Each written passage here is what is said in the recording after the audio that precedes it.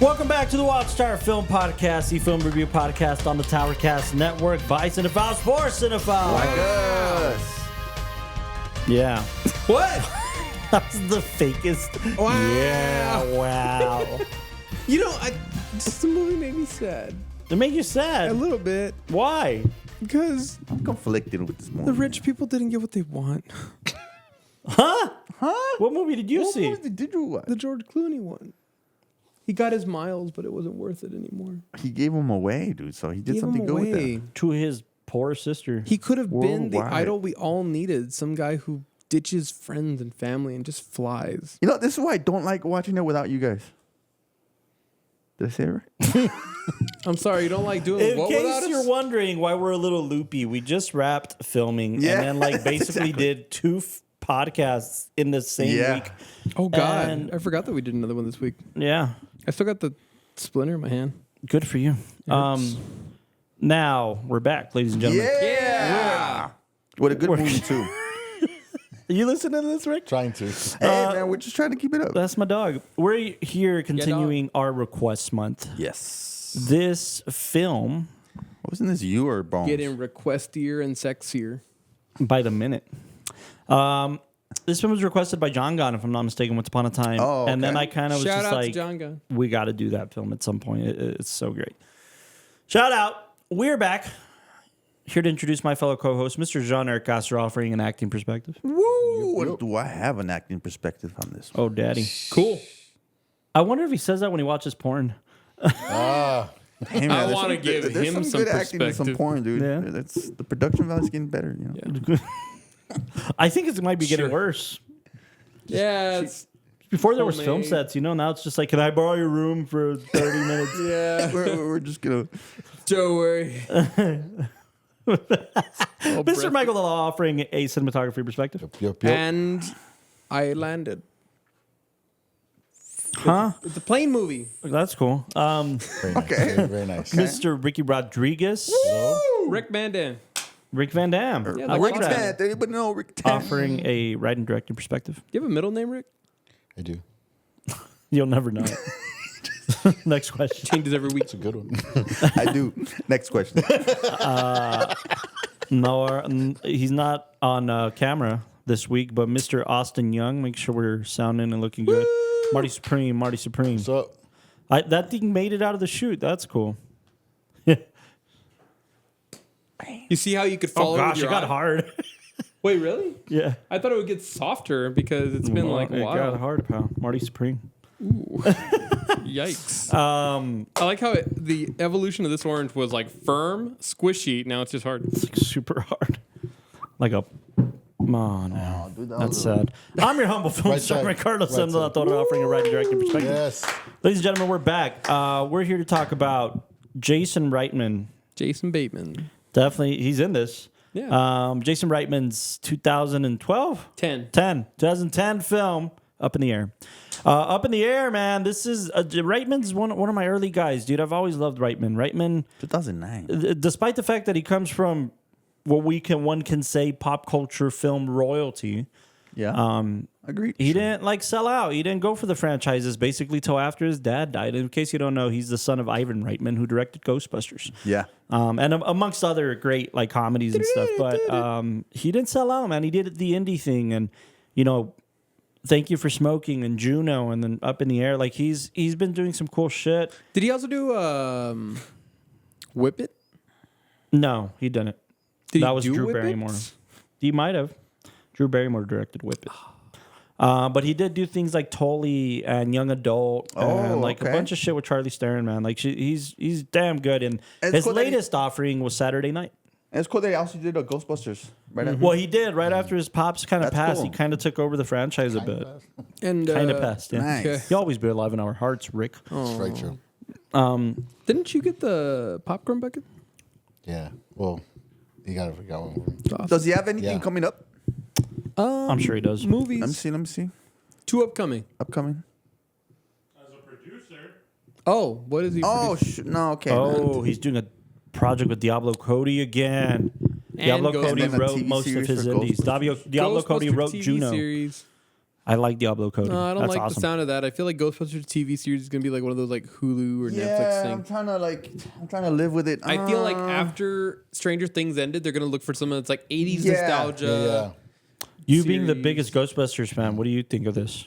I think TV series right now are hit or miss. You have some really, really good ones. I've heard really good things about like the Halo series and Yeah. Do you think it's worth the try though for such a think it's big always- franchise? I think it's definitely worth a try. Yeah. I think right now it has a good traction, and the last two have been really fun. I was on the Sony lot late last year, and they have a whole area dedicated to Ivan Reitman, like Ivan Reitman Way. They named a street after him on the lot, Nice. and then it's like the facade Respect. of the what is it, the fire station, and then they have one of the Ectos there parked in front of it. That's awesome. It's cool. I gotta ask, is it just like the outside the fire station? Or is it Yeah, like the I whole- think they actually like the building it's modeled after. It still exists in New York, and then Oh, okay, interiors they shot on soundstage. Right, so I right, think it's just a facade, like for show. I think it's like if I'm not mistaken, it was their production office before. That was a kid. I had all of them. The car, all the little Ghostbusters, Sweet, the man. Blob, all Do of you have them. Winston? Yes, I had them all, dude. What? Even the girl too, the secretary. Oh, Janine?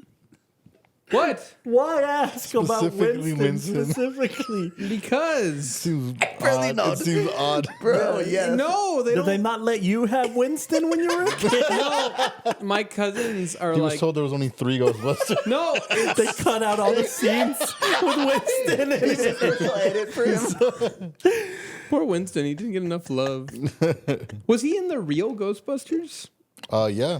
He was. Yeah. Wasn't it Ernie? What's his face? Ernie? I know you're talking about. Yeah. The Ernie Hudson? Hurts on there. Ernie No, Hudson. but look up real The Ghostbusters. real Ghostbusters. What does that mean? TV It's the series? show. The cartoon. Oh. Oh, he is there. God. Guess which one he is, Dello? Arsenio Hall. He's not even in this. Oh, no, the 91 original- episodes. No, Mauricio Marsh. Oh. Anyways, we're not here to talk about Ghostbusters, but Or the anyways, real Ghostbusters. again, cinema royalty, pop culture royalty. Yeah. Jason Reitman came from that line, and if I'm not mistaken, even Jason Reitman's sister became a pretty popular actress in TV.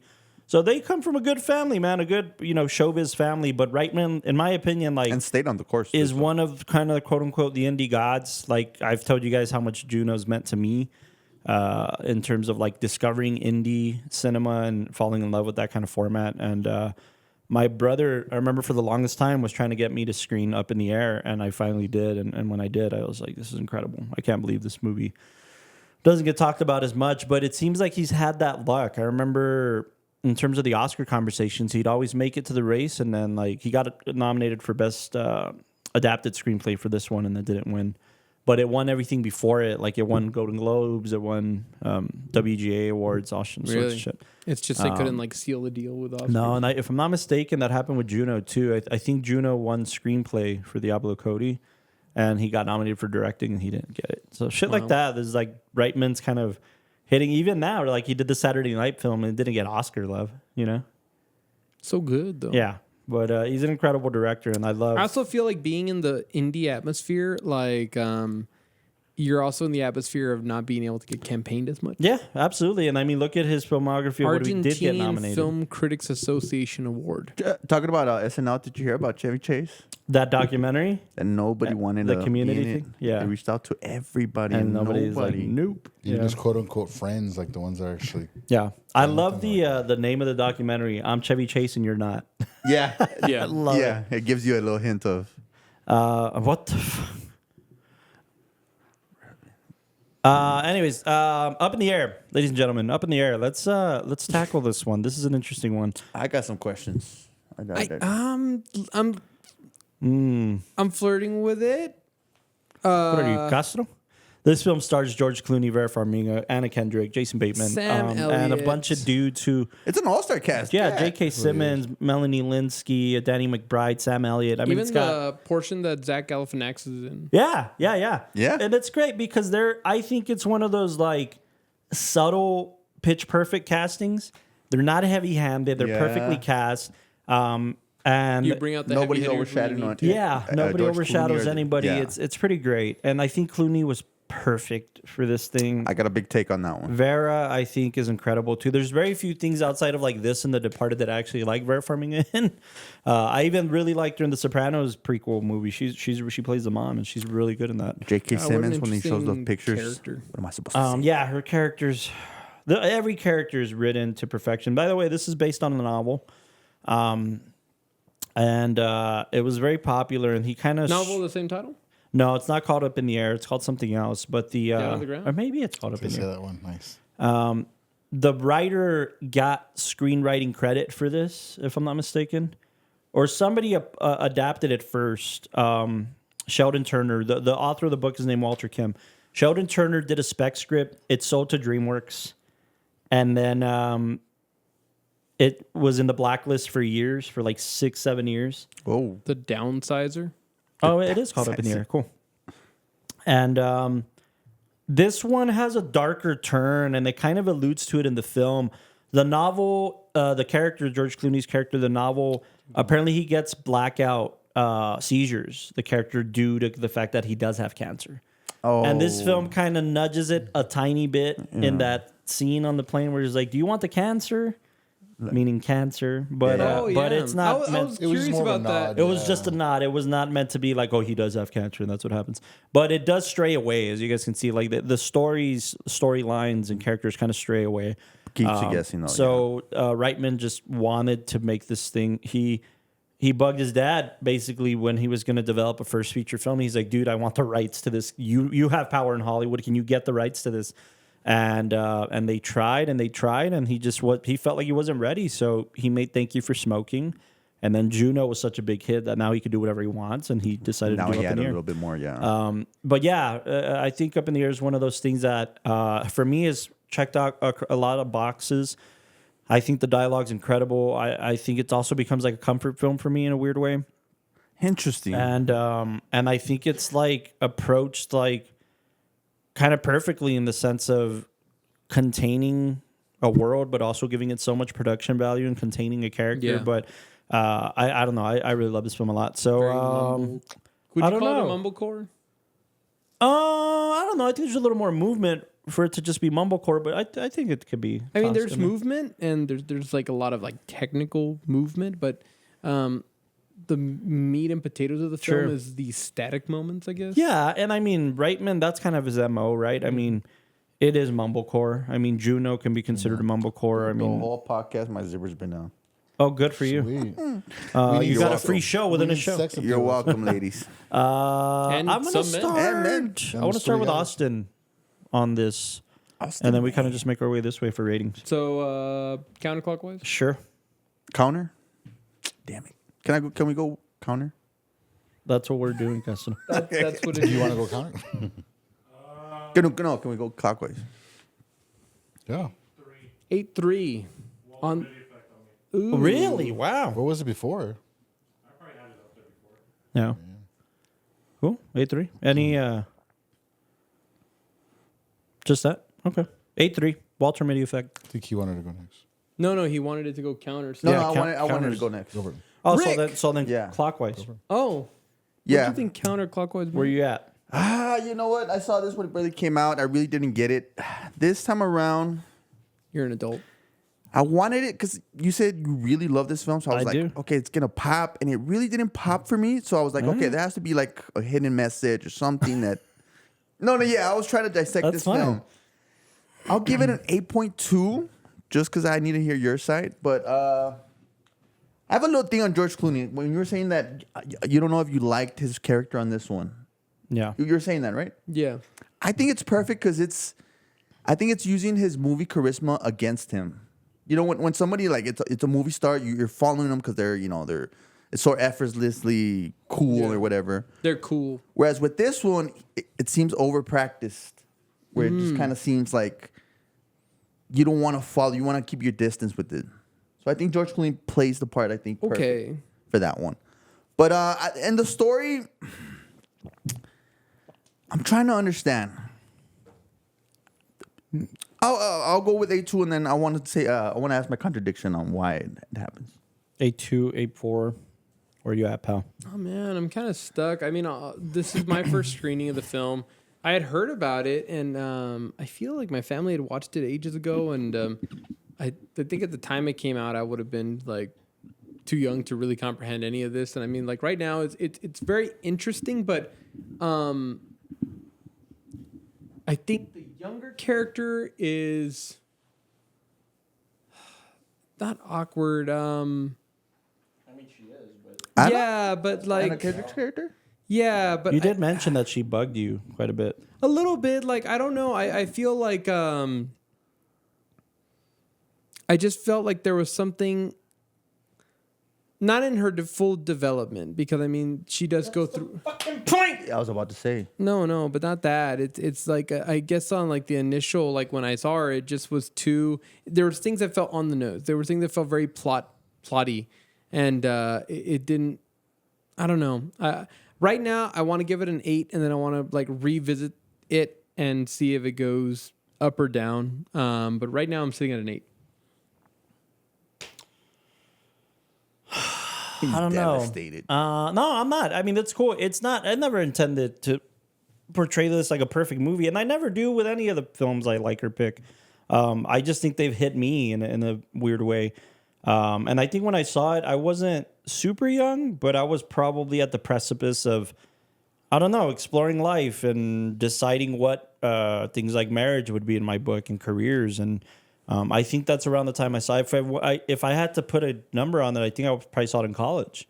And I think it's that type of like college discovery that, you know, you discover David Foster Wallace and you think you're smart, or you discover, you're past the Shakespeares and the Edgar Allan Poes, and you start getting into literature and philosophy and shit that challenges the status quo. And I think that's kind of what this film is. It's like a modern take on exploring life through someone else's lens and deciding whether they got it all right through his backpack theory. And then like going through the motions of that with him on family and principle and why he is. It doesn't matter why he is the way he is.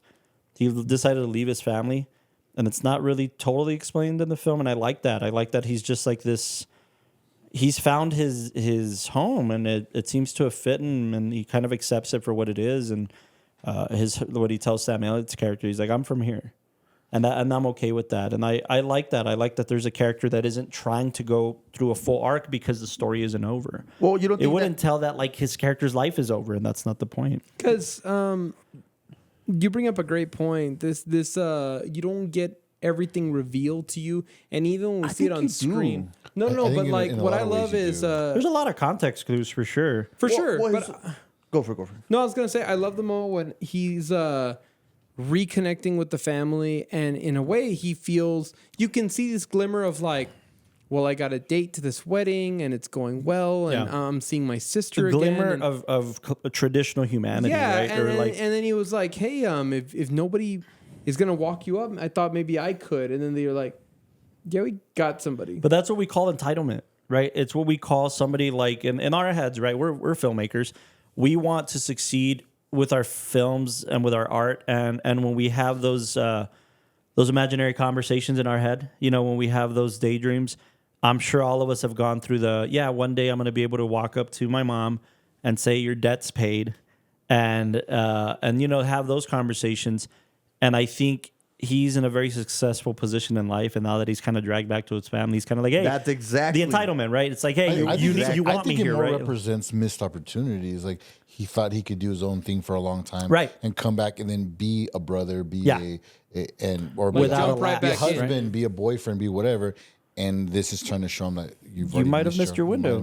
Yeah, but the entitlement of whether it's entitlement or hope that would always be there if you Yeah, wanted that's it. very true. I think that's so complex, beautifully complex, and I think it feels on the nose because it's palatable. I think it because it's not trying to be more complex than it is, but it's very layered, his character, and it's very universal too. It's somebody who says like, well, I'm going to do this work thing, and then, you know, when I get around to it, and then they end up discovering like, oh, I'm too old to have kids.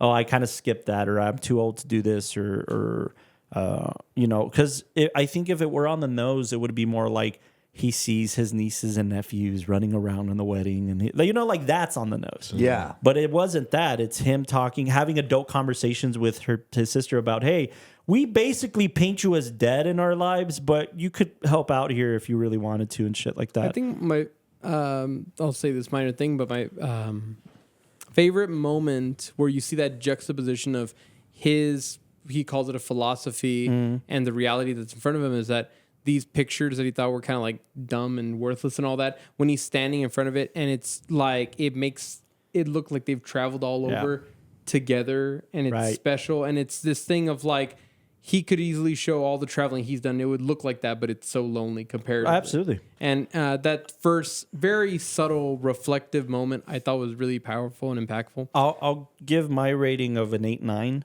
because I think this is one of the most beautifully complex explorations of loneliness.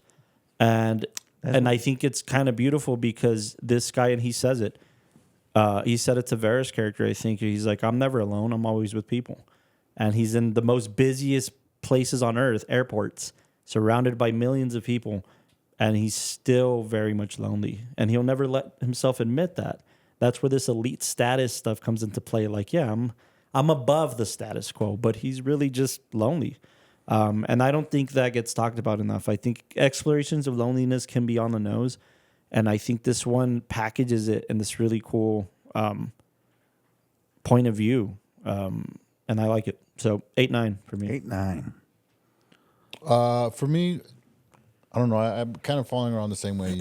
The first time I saw it, I don't think I necessarily got it. Not that I missed a whole lot, but I remember walking away from the movie kind of like, And all right, yeah, kind of. And it wasn't terrible or anything like that. This time around, I caught a lot more. But it still didn't hit super hard. I don't think the story itself. I don't think everything was that complex. I think it probably would have been a lot deeper had they went with the book story, the cancer and the seizures and all this questioning life. I think it talked about in the book that a lot of his decisions to try to reconnect with his family. A lot of times he's trying to, trying to get this girl as a girlfriend was him trying to do things before the end. Have something accomplish this, like you said, make the full comeback. I think the cancer thing would have been something we've seen before, right? It would have been the 50-50s. It would have been the films that's like, oh, I had cancer. What have I accomplished with my life? And don't get me wrong, it's not like, the seizures are different. I think this just levels the playing field. And I think, in my opinion, and that's what I love about Jason Reitman, is that there's undeniably plot in his films. And in this film, there's an undeniable plot. But the scales, I think, are heavier on character any day of the week. And I think if it would have been geared towards, like, if his motivation is I have cancer and I have to reevaluate my life, then that's super plot. It's plot. I have to agree with that. But I think even taking that out, it didn't give you any alternative. It just became a guy who likes to be alone. I know there was a lot of... He likes his freedom. A character. I think he was a very actor-driven. And we talk about this star-studded, lineup, but I think Clooney is just awesome at what he does. Yeah. It's such a subtle character, and he really doesn't act. He's Clooney the whole movie, which is great. He doesn't actually act until that twist at the end when he's, he sees her in Chicago and he's on the subway and everything after that. That's when you start to see the actor. Everything else is just him being Mr. I don't know. I think you're right in terms of what we know of the star of Clooney. Everything after the Ocean's movies, basically. But I think he gets a bad rap. I think Clooney is... his newest film, his newest offering, which I still haven't seen, is Noah Baumbach's Jake Kelly. Adam Sandler, right? Yeah, Jake where Kelly. he plays a famous actor who wants to discover life. I understand what you're saying, but I think for this particular role, isn't he... the status second thing, half. The status thing is what puts him on the Clooney realm, but he's an everyman. He's not super rich. He's not famous. He's an everyman. And I think the cool thing is existent, but I don't think it overpowers the fact that we have a character just going through life trying to figure out, trying to convince himself that his way of life is superior. 100, yeah. And I don't know if way of life trumps like status, or like the cool, suave George Clooney type character. And there's also a line that him and the main lady share at the very beginning, where it's kind of like, oh, do you think that this is like low or shallow? And then she said something to the effect of like, we're two people that are like turned on by status. Yeah, but turned on by status. Like, this is low is where we start. Yeah, low is our baseline. Vera Farmiga too. I like the fact that every character, even minor or major, specifically the three leads, right? George, Vera, and Anna Kendrick, they all have really grounded but beautiful arcs. Yeah. And they're not the deepest thing in the world, but the fact that Anna Kendrick can kind of go through this journey and muster up, and we never get to see what really happens to her after she gets the news of this lady committing suicide and stuff like that. And with Vera, it's kind of like, well, will she ever change? She told him, call me if you want to have sex again at some point, but we're both adults, but this is my family and this is my fake life. I think the ending is a little bit more evident for those two. Because I agree with you. It is open-ended. You don't know what goes on after. But I think all three of them. Clooney's is open-ended too, his right? is very open-ended. I think with we were talking about that where it's kind of like where she called him to get mad at him. Yeah. Like if he did something wrong, like, you messed with my family, you did this, and then she said, but we're adults. If you ever want to call me, like almost like That's my family. She hasn't man. learned a thing. She's like, exactly. It's not her. Because and with Anna Kendrick, she actually quit the job. Yeah. She quit, meaning she doesn't want to do any of that. She left all that behind her. And the script, I think there's a lot of moments that you can use to justify that. For one, it's believing that this is a lifestyle choice and a philosophy where Anna Kendrick, like hers is that there's an innate truth that we just need to be with people. We need to celebrate our life with somebody. That's where my contradiction comes in. Go for it. No, I was just saying that like I feel like in her and you that's That's right. everybody. That's the exploration of loneliness is we're all lonely to a fault, right? Or lonely to a fault or lonely to a point. And she believes what every other typical kind of human being believes is like, what about love? And what about this? And her justification of why people should get married. Yeah, because like when she describes it, it's like, well, that is the goal. You know, it's to find love, it's to find And family. she has a list, right? Oh, I think he should be named this, and he loves dogs, and he loves the outdoors, and he's techie, and he has to have a good smile. yeah. Well, here's my contradiction. Can we dissect this one? Yep. Okay, so George Clooney is all about him having that interaction with the people that they're gonna fire, right? What do you mean? Like that's his whole. Well, that's what he likes about it. That he needs to empathize, be there with them. That's why he's against the whole firing through the computer, right? No, that's an act. What do you mean? That's an act Like- for him not to lose his job that sends him all over the world and gives him his Because lifestyle. the only Disagree time with you. I mean, I think it is. It's like a 50-50 thing. I think it's more not necessarily to empathize because he tells her, do not empathize or do not show them, do not say sorry. You're there to ruin their life. There's no ifs, ands, or buts about it. I think his whole thing is that it's almost like showing respect. You're going to destroy somebody's world. Well, exactly. You're going to send him back to his wife and kids with nothing. The least you could do is be there to take the hit. To say, But I think it's a numbers. I think it's a number thing. I think I don't think he thinks about these people twice after they. I mean, I think he says it in the film. so he then- says in the opening line where he says that I'm here because his boss is too much of a pussy. So that's- but he also says like, oh, I don't share jokes with these guys in the break room. I don't like once I walk out that he says I'll be in touch to the guy, the Zach Galifianakis character. Right. Oh, don't worry, I'll be in touch. never And he's seen like, him. I will never see his face again. so why is he so against? you see that his main goal, as odd as it is the whole airplane thing. And the fact that he's in a job that basically just sends him traveling, but the only thing he really cares about is this whole those status Yeah, and I having think the it's most miles I think and all it's that. status for the everyman. I mean, this guy's not seeking. He's not Wolf of Wall Street. He's not Jordan Belfort. He's not seeking riches and yachts and shit. He's seeking the status that he's built from the ground up. Right. And hitting that 10 million mile marker is 10 going to million miles. fulfill him to an extent. But being the 7th person in the world to get this fucking silver card, it's a status thing for him. It's this job is feeding into that. It's like if I say, hey, my job, will get me a camera if I stay for X amount of years. Well, that's my identity. Yeah. Is I'm aiming to get a camera. And then also he doesn't want to like I rebuild. don't think the entire goal, the entire basis of his character is simply to try to get miles on a card. And I think it has to do with earning that. Like he wants to earn, just the same way he wants to earn those points and earn that card, he's earning his status in general. He's Right, good right. at what he does, and that's his whole thing with the public speaking. With Natalie's character is that he's like, "Come with me. I want to show you that I am good at what I don't need a computer. I'm good at what we're good at what we do." Yeah. The whole thing about has to do with loyalty and stuff like that is having to do with this. I'm good at my job, and I think that ties into the whole face-to-face thing. It's like, But I his could argument do this. is- I have no quarrels about.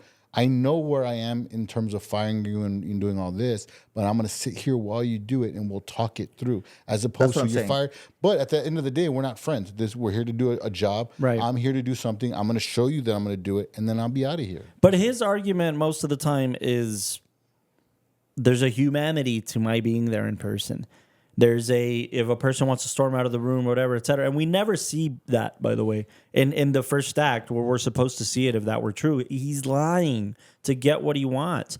When he's doing, wow. I think so, because look, as a hypothetical, if there were a scene in this film where this guy developed a manual because he's so good at what he does. Right.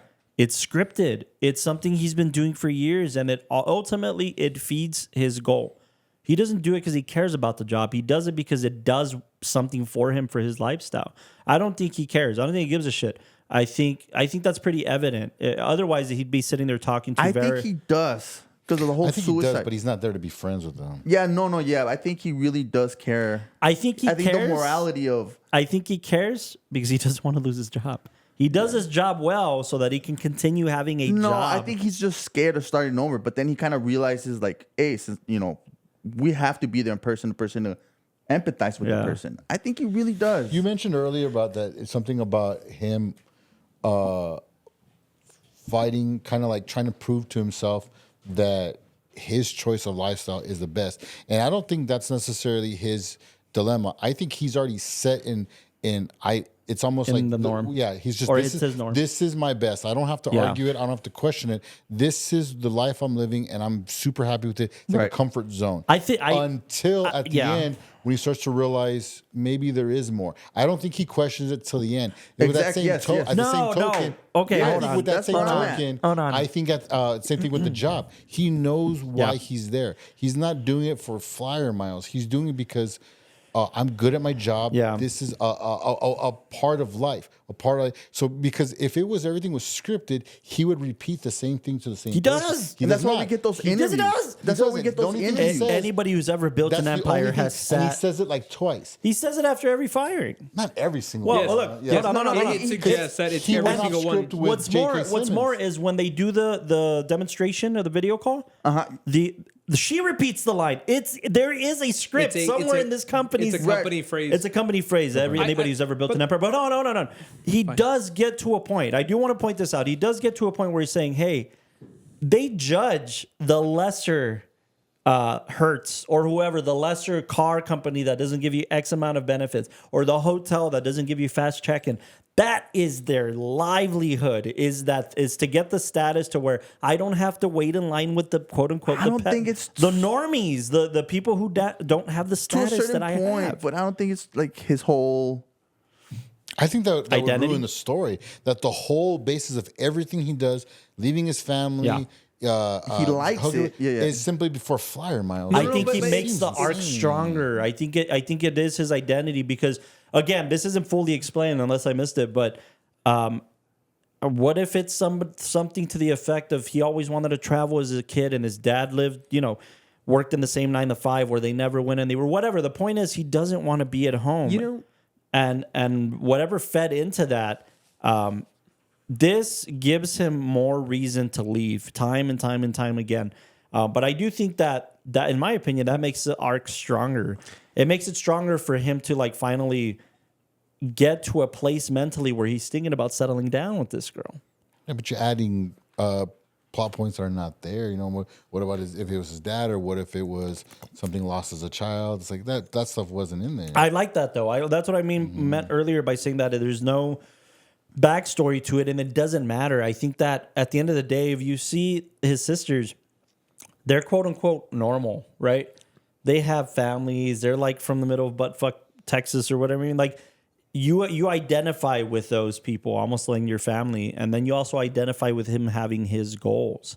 And I think that's kind of the beauty of this film is it's going back and forth between, do you want to be like that guy lonely and like high status, or do you want to be like them who kind of found love and it's kind of beautiful and they kind of like when they're going through his was it his high school or his elementary school or whatever, Yeah. where they're going to the windows outside and that whole conversation of like bringing it back to quote unquote home.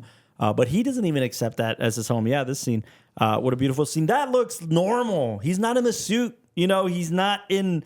They're watching kids playing a game. Yeah, I don't know. I think there's something to that. They're But like parents looking at their kids. It's his step into the other world, a world that he's not lived. but it feels right. I just like think it. he's just noticing that times are changing, and then he's gonna have to adapt. It's not His so times are much. changing. You can't do that forever. I was gonna Yeah. say, like, I mean, him even as a motivational speaker, like, I think he just lives off. He even claims it to be a philosophy, Right. And I mean, in a philosophy, the idea is that there's a specific purpose to your life, your existence, and everything formed off of truths. Right. And he's come to feel in his monologue that like this whole idea of like you have to hold on to your family and you have to hold on to your friends and you have to hold on to these possessions. He's like, all those things at the end of the day aren't real and don't really matter. And there's a lot of philosophies like nihilism that it's just like everything's arbitrary, nothing's real. It weighs you nothing- down. Yeah, nothing matters. But to him, when he's having that conversation over dinner about the miles, it's almost like that's the only thing that is real. Like I can't like I Tangible. could date somebody and then the next day they leave. I Yeah. could say, oh, I don't want to die alone, but then I get put in a nursing home when I get dementia. my and then- parents, he said that's how my folks went. yeah. Right? So none of They that were is- separated in none of different- that's guaranteed. I think- but I think the I'll- idea of a titanium card with your name on it, that it's undeniable that this is what you achieved. To him, that's almost like the only real thing. I love that because I think that in a lot of ways the best characters are hypocrites. It's a hypocrisy. Yeah, Even- absolutely. That's anybody why that he has doesn't understand everything. his Because sister. The you whole- talked about yeah. that. He lives a life of no connections to anybody. He doesn't have a wife to worry about. Doesn't have kids. Doesn't even have a dog to worry about. Right. He has no connection. You saw how bare his small apartment is. A neighbor he never sees. But you start to notice that he loves, what he loves the most, and I'm trying to think of the word.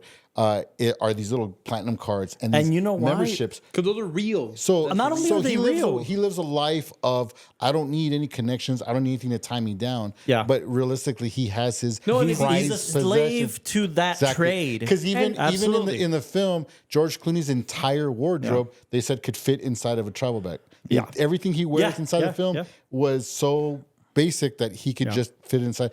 And I think but also when it comes to things like cards and he wants to meet the pilot and he loves that status, he still has, it's that hypocrisy. Same thing with Natalie, where she talks about this perfect life and this is the way to do it, but then she gets broken up with and she has the funnest time when she's letting loose out, just sleeping with some random dude. I think hotel. it's two Notice? characters. Hypocrisy. It's two characters on opposite ends of the spectrum. Yeah. One getting started in life, quote unquote, who thinks they have it all figured out. Yeah. One at the not the tail end, but towards the end of his life, quote unquote, who thinks he has it figured out Thinks also. off, yeah. And then they have to kind of come together and meet in the middle and realize we don't know shit. Yeah. In terms of the word philosophy, isn't one of the greatest quotes philosophically is the only thing I know is that I know nothing. That when you get to that, you get to clarity.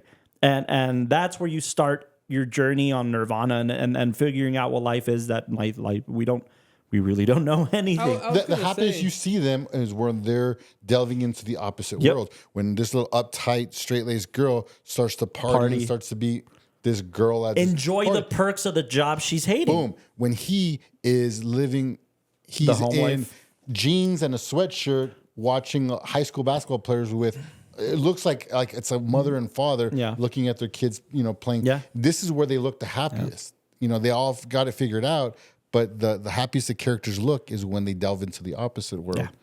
I couldn't agree Yeah, more. And I yeah. think The title's up in the air because everything's No, I was gonna say like it's This guy. it's such an interesting.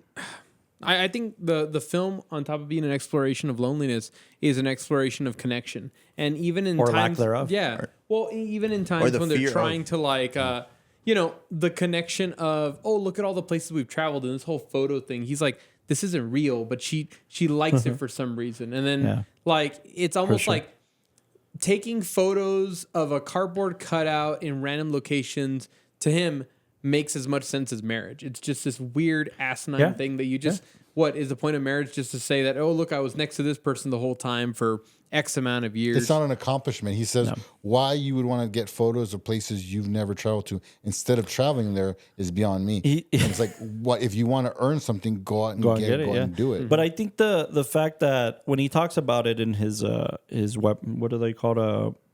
Not webinar, the seminar. Yeah. When he talks about it in seminars, now picture this: you put all this, you put your whole house in there, put your car, put your dogs, put your whatever.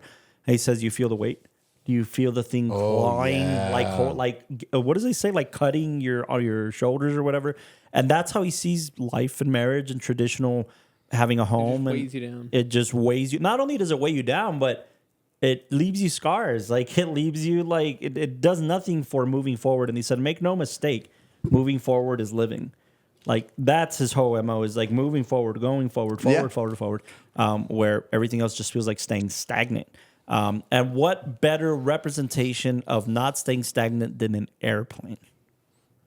Forward motion. There's no going back on the airplane unless you turn around. That's good. No, and then, That's good. The dialogue Goes back that to that Sam line. Elliott gives him, how interesting that his whole life, I mean, being in an airplane is you're never really grounded to one place. But the big line that Elliott gives him is, thank you for being loyal. Thank you for you didn't settle anywhere, but you settled with me. And that's what Ricky was saying too. Is like, hey, your claim, you're bullshit, like hypocrite because you're saying, oh, I don't want to be tied down to a wife or to a home or to a place. We're all tied But down you to got something. hurt. I'm Hertz tied Gold down to member. a man I've never known other than posters. This wow. hero of mine, and to my American Express card or my American Airlines. That's why he card. looks so lost at the end because the entire time, every single time, the first time he appears like at the airport, he looks slick, man. Yeah. In that tailored suit, he walks away from the long line of people in jeans and sweatshirts And straight skips, and everything. yeah. Even the way he flips the little The luggage. Oh man, he's on top of the world. But at the end, it ends with him just he looks alone in an airport, looking up at that big ticker. Like what's next? No, even like he towards no the longer end- has that goal. He's already exactly. He's just gonna go back into the grind. He already accomplished meeting the pilot and getting the little shiny card, but it's giving him nothing, and he looks distraught. Even the He just looks moments like, when he's gonna go and see her again, that he's back at the airport, but now almost like he's falling back into the every person where he's like late. He's the last one to board, and he's like trying to get his stuff really quick. He and lets he's, go of the He's luggage. struggling. Yeah. At the very end. At the end. He knows he's usually driven. He usually knows where he's going.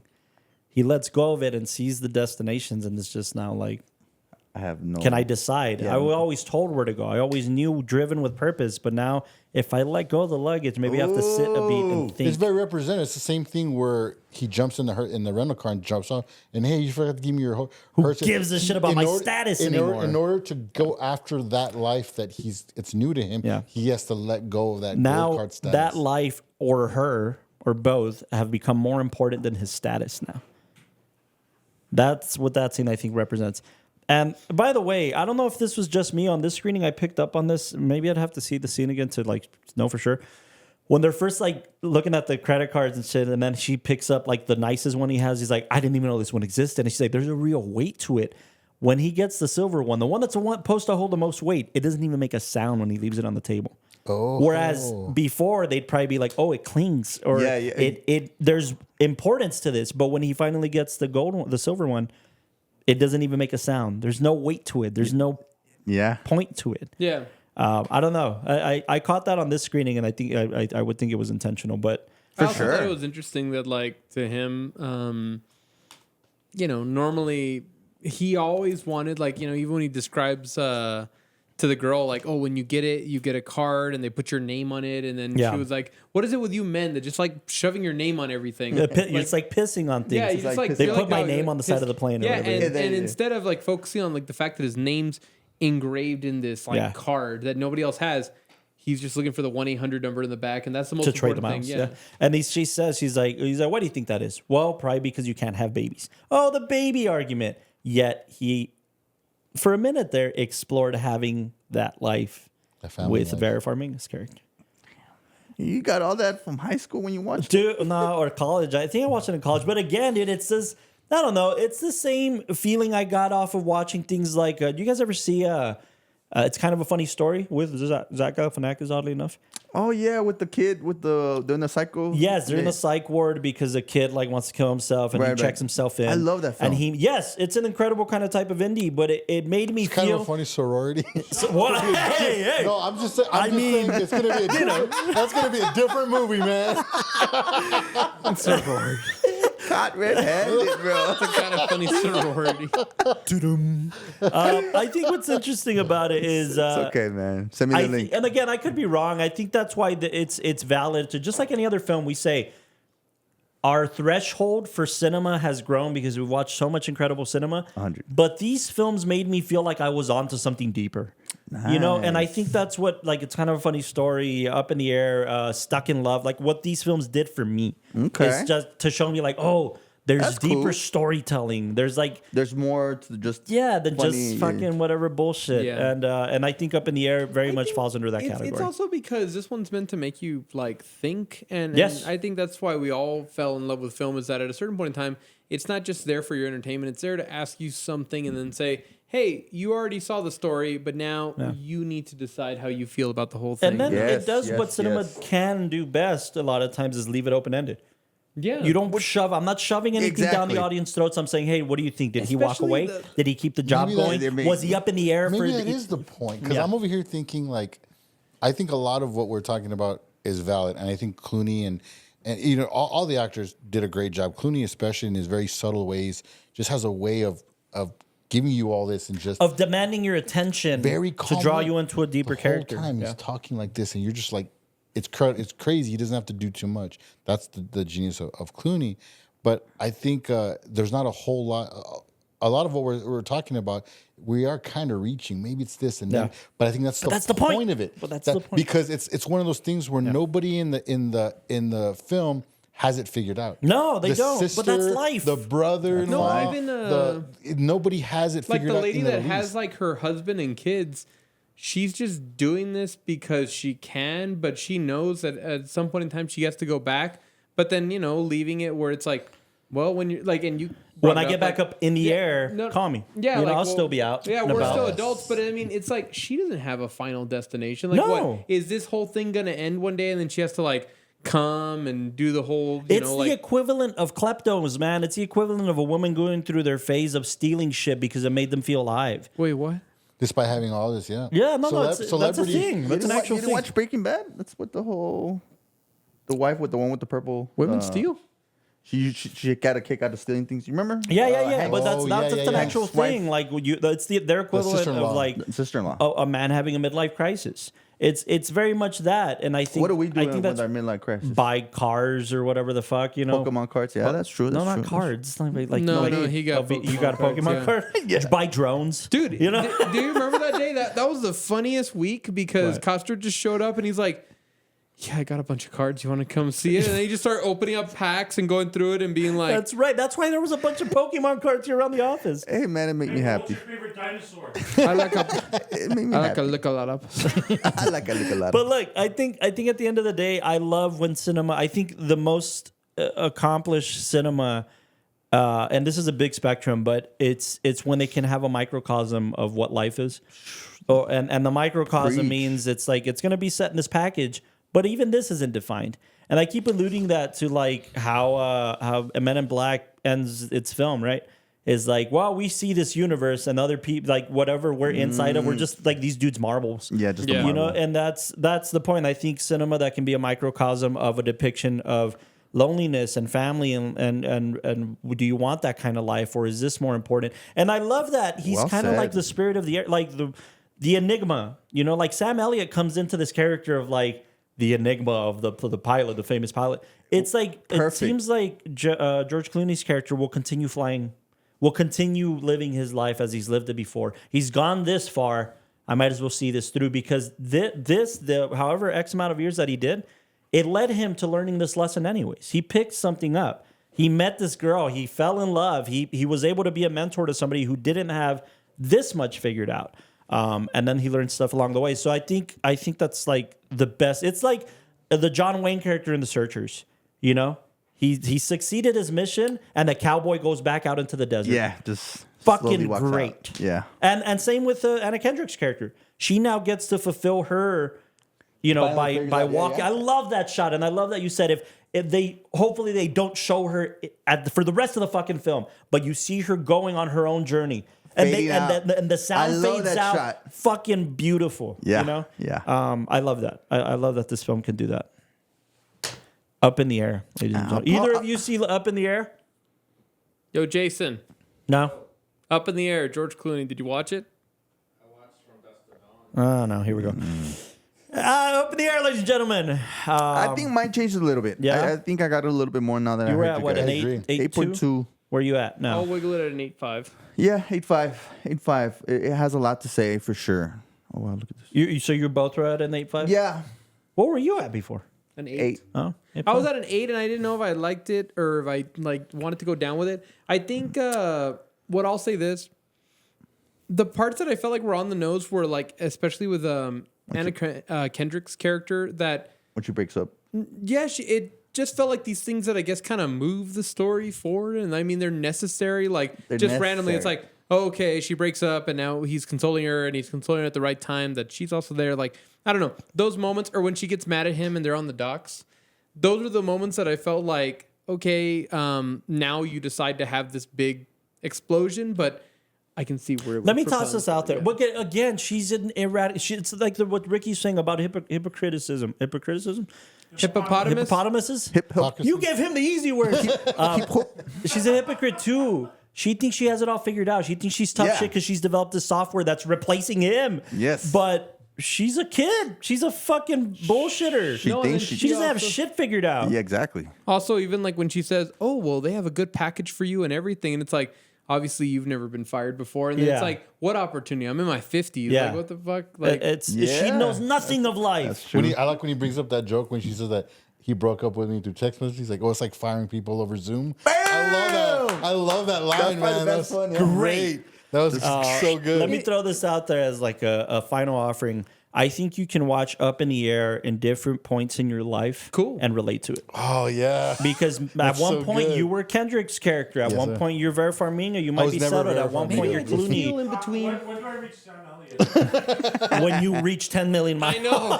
When you become a fucking pilot, I don't know. I wasn't. That's the thing about Sam Elliott. I wasn't convinced he was real. Exactly. The whole time I was like, That's it's great. a dream. Same. It's a dream. It's And- so great. That's why how I was he like, is. That's That's why I magical. even said during the movie, I'm like, man, it's like he's talking to Santa. Like, he's just up there with him, like, and then the Or whole time, God. Elliott's just smiling, like, so That's what you God made it. looks like. What's it like? God You looks know? like- What did he say? He's God like, we got definitely's your got a pretty little stash like card, a small club. He's like, is that seat for me? And he sits next to him. What do you want for Christmas, George Clooney? Like, It's so great. Yeah. But doesn't he play a similar character in the fucking Searchers? Big Lebowski? yeah, Yeah, the he's cowboy. That old He's at the- motherfucker, he's the at ball- Searchers. Yeah, Big Lebowski. He's like an he's the enigma, bar guy. man. He's giving you, yeah. He's an enigma. He's the dude How are you that. that suave in a scene with George Clooney though? Yeah. Man? It's crazy. But Dude you of can Blanche. hold your two. Like it's what I love about Sam Elliott playing these kind of smaller parts is he is the enigma, in a much suaver way than like a Morgan Freeman. Like he's gonna sit there and you're gonna be talking to this guy, and then you're gonna turn this way and get a drink, and then he's gone. Yeah. And that's okay. Like that's the point of him, like being this larger than life character, but in an enigmatic way. I think it's Even so good. has And I the- think George Clooney goes on to be that. I think he goes on to be the guy who has the status. The only thing that bugs me for his character that I wanted for his character is that he would have succeeded in this big conference that he was looking forward to. I get it. I get that it's great for the story. He was willing to give even that up to go and like say like I don't believe in this theory anymore. I want to go chase the girl. Yes. I It's also great. Literally in the It's middle great. of his that No, speech about it ends at such a good time Oh, because yeah. like now put that backpack on, Yeah. and he put it on himself. He's like, I gotta go. Yeah. Like I just like I want the backpack. I Yeah. want that. I want the weight. I want. I don't I wanna want. finish this. I I want want- someone to put their arms around me. I want the the way weight. this backpack is holding me. Very nice. Say you have one thing you haven't talked about yet. Is it about? I'm not going is it to. about You really sorority? want me to? I want to Because it's a room full of dudes. I was telling Jason. please I was don't. telling I'm ready. that no. Well, I was Hit me telling with both it. of you, but I was telling him that like Vera Farmiga's like she's not, I don't know who's the one right now, Sydney Sweeney, right? She's not like, oh my gosh, she's fucking hot, but she's a very attractive woman. Yep. And it's like when you see her in The Departed or whatever, you're like, damn, like, yeah, she's pretty hot. This has been, quote unquote, the hottest I've ever seen her in any film, I think. The way she just walks up to the bed. Well, yeah, here's the thing about that scene. That ain't her. It's a body double. Dude, you should have lied to me. Did I just tell you Santa Claus doesn't exist? Yeah, dude. And I think my brother loves she's fucking hot. Have you seen Up in the Air? And it's like, that ain't even her, dude. Oh, that was such Because a sexy... according to Vera Farmiga, she had just had a baby, was and she's hypnotic. like, I don't mind nudity. I've done nudity Hypnotized. my whole career, but I don't think the breast milk coming down my body would have been attractive for this character. So she had a body double. Yeah. That makes sense. Jason Like, would rock it. Sorry, kids. I got that. Sad. yeah, because I was like, whoa, I didn't see this side of her. Well, you still haven't. I don't know what to tell you. Yeah. Up in the air, ladies and gentlemen. Let us know what you think. If you've seen Up in the Air, I think this is hidden gem. I think it should be seen more. I think, It's a unique one. albeit there's still more to see from this cat, but I think George Speaking- Clooney, I think this is one of the best performances of his career. Period. Really? Yeah, absolutely. What have you seen him in that's better? I like the one where Batman and Robin? Fuck no.